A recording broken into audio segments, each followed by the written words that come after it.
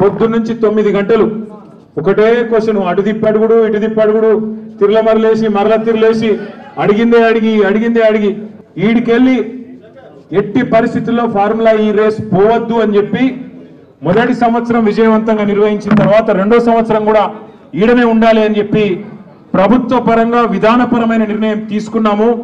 తీసుకొని మరి కొంత డబ్బులు చెల్లించినాం. ఒక్క రూపాయి కాదు కదా, ఒక పైసా కూడా అవినీతి జరగలేదు. ఈడికెళ్ళి పైసా పోయింది, అక్కడ ఉన్నది, ఇలా అవినీతి ఎక్కడ ఉంది అనే అవినీతి నిరోధక శాఖ అధికారులను అడిగినాం. సమాధానం లేదు.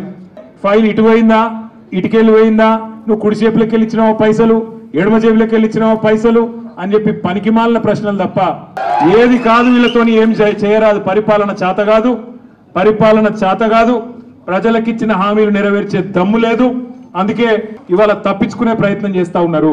ఆయనకున్నదంతా ఒకటే షోకు, నేను నెల రోజులు జైల్లో, వీళ్ళని కూడా పెట్టాలి ఒక కొన్ని రోజులు, అదొకటే ఆయన షోకు. ఆయనకున్న పైశాచికానందం అదొకటే.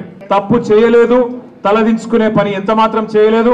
తెలంగాణ ప్రతిష్టను పెంచే పని చేసినాం, తెలంగాణ ప్రతిష్టను ఆకాశం స్థాయికి తీసుకుపోయే పని చేసినాం తప్ప తప్పు చేయలేదు. అది కాళేశ్వరం ప్రాజెక్టు కావచ్చు, ఫార్ములా ఈ కావచ్చు. నేను రేవంత్ రెడ్డికి చెప్పేది ఒకటే, నా మీద ఇప్పటికే 14 కేసులు పెట్టినావు, ఇంకో 1400 కేసులు పెట్టుకో, అవసరమైతే జైల్లో పెట్టుకో, ఏమన్నా చేసుకో, భయపడేది లేదు. తెలంగాణ కోసం ఆనాడు జైలుకు పోయినాం.